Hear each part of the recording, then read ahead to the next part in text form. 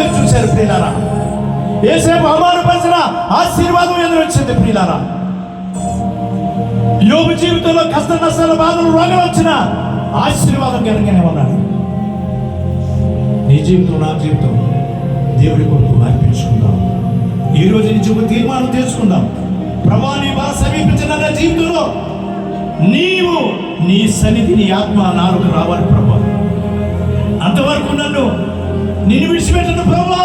ఆ యోకాబు ప్రార్థన చేసిన వారే నిన్ను విడిచిపెట్టిన ప్రభువా. నువ్వు ఏది నాకు ఈ లోకంలోకి ఏది అది ప్రభువా. నీ ఆత్మ నువ్వు ఇచ్చిన పరిశుద్ధాత్మను నాకు మీద నింపు నాయన. అదే నాకు కావాలి. పైన ఉన్న వాటి మీదే నీ మనసు ఉండాలి. ఫలభరితమైన జీవితం అనుకున్నా. ఏది కన్ను మూస్తే అక్కడ తెరవాలి, పరలోకంలో తెరవాలి పిల్ల.